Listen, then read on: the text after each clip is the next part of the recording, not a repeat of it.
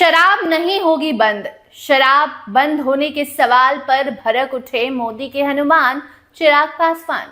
बिहार की धरती पर चिराग पासवान उतरते हैं और जब चिराग पासवान से सवाल किया जाता है कि मुस्लिमों की मांग है कि शराब रमजान में बंद हो जानी चाहिए, क्योंकि जब सावन आता है या फिर कोई भी पूजा पाठ हिंदुओं का आता है तो उस दरमियान नॉनवेज मार्केट में नहीं बिकता है। और ऐसे में अब मुस्लिम संगठन का मांग है, उनका कहना है कि शराब भी रमजान पर बैन होनी चाहिए दिल्ली में।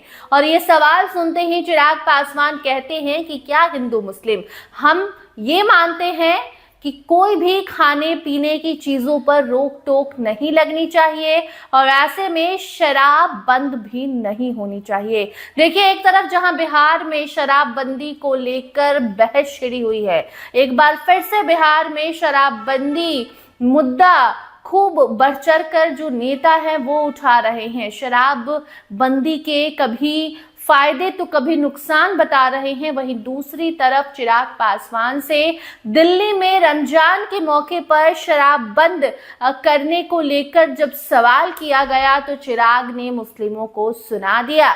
उनका कहना है कि ये सब कुछ नहीं होगा, इस भ्रम में आप मत रहिए कि खाने पीने की चीजें बैन नहीं की जा सकती है।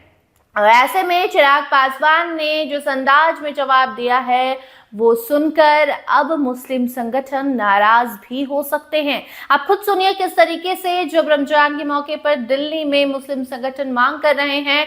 मुस्लिम समाज की डिमांड है कि दिल्ली में इस रमजान पर शराब नहीं बिकनी चाहिए।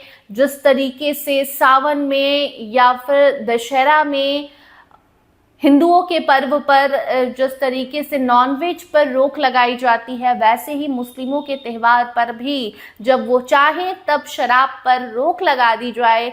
ये मुस्लिमों की डिमांड पर चिराग कैसे भड़के हैं, आप खुद देखिए आगे इस रिपोर्ट में।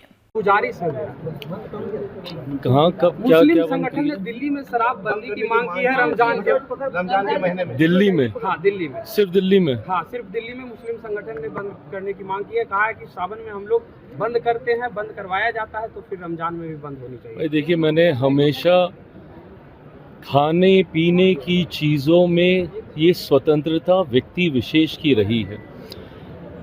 खाद्य प्रसंस्करण मंत्री होने के नाते भी मैं इस बात को कहूँगा कि जो भी आपको खाद्य पदार्थ मिल रहा है उसकी गुणवत्ता सही होनी चाहिए, स्वच्छ होना चाहिए, किसी तरीके की मिलावट नहीं होनी चाहिए।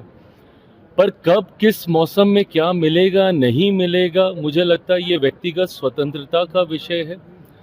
कभी अगर किसी मुस्लिम त्योहारों के वक्त अगर इसको बंद करने की बात कही जाती है या हिंदू त्योहारों के वक्त कही जाती है, मेरी पार्टी इस बात का पक्षधर नहीं रही है। हम लोगों ने हमेशा इस बात का पक्ष रखा है कि ये व्यक्तिगत चयन का विषय है, व्यक्तिगत स्वतंत्रता का विषय है, इसमें राजनीति नहीं होनी चाहिए। नीट छात्रा के परिवार को लगातार धमकियां मिल रही है। नीट छात्रा के परिवार को धमकियां मिल रही है।